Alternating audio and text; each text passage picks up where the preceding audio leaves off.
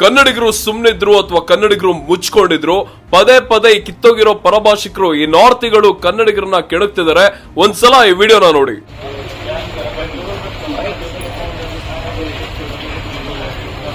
ಕನ್ನಡಿಗರನ್ನ Madar beep ಅಂತ ಹಾಕಿದ್ದಾರೆ.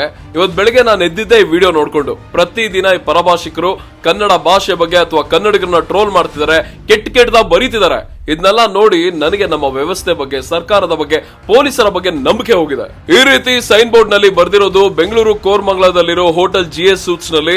ಈ ವಿಡಿಯೋ ರೆಕಾರ್ಡ್ ಆಗಿರೋದು ನಿನ್ನೆ ಶುಕ್ರವಾರ ರಾತ್ರಿ. ಮನಸ್ಸಲ್ಲಿರೋ ದುಃಖ, ಬೇಜಾರಿಂದ ಹೇಳ್ತಿದ್ದೀನಿ. ನಮ್ಮ ರಾಜ್ಯದಲ್ಲಿರೋ ಪೊಲೀಸರಿಗೆ ಮತ್ತೆ ರಾಜಕಾರಣಿಗಳಿಗೆ ಕನ್ನಡ ಅಭಿಮಾನ ಅನ್ನೋದು ಇದ್ದಿದ್ರೆ ಬೀದಿ ಬೀದಿನಲ್ಲಿ ಕನ್ನಡ ಹೋರಾಟಗಾರರು ಹುಟ್ಟೋ ಅನಿವಾರ್ಯತೆ ಇರ್ತಿರ್ಲಿಲ್ಲ.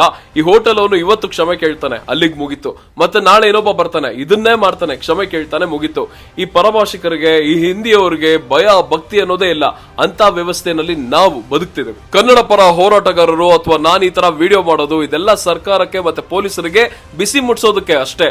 ಆದ್ರೆ ಕ್ರಮ ತಗೊಳ್ಳೋದಕ್ಕೆ ಶಕ್ತಿ ಇರೋದು, ಅಧಿಕಾರ ಇರೋ ಪೊಲೀಸರಿಗೆ ಮತ್ತೆ ನಮ್ಮ ರಾಜಕಾರಣಿಗಳಿಗೆ.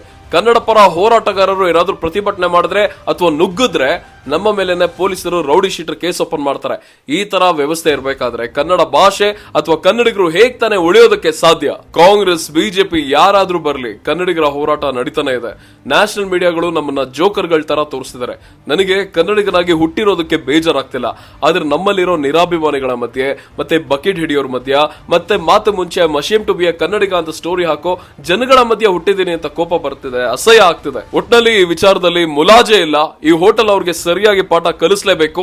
ತಪ್ಪದೆ ಬೆಂಗಳೂರು ಪೊಲೀಸರನ್ನ ಮತ್ತೆ ಮುಖ್ಯಮಂತ್ರಿ ಸಿದ್ದರಾಮಯ್ಯ ಅವರಿಗೆ ಈ ವಿಷಯ ಮುಟ್ಟಿಸಿ, ಹಾಗೆ ಪ್ರತಿಯೊಬ್ಬರಿಗೂ ಈ ವಿಡಿಯೋನ ಶೇರ್ ಮಾಡಿ.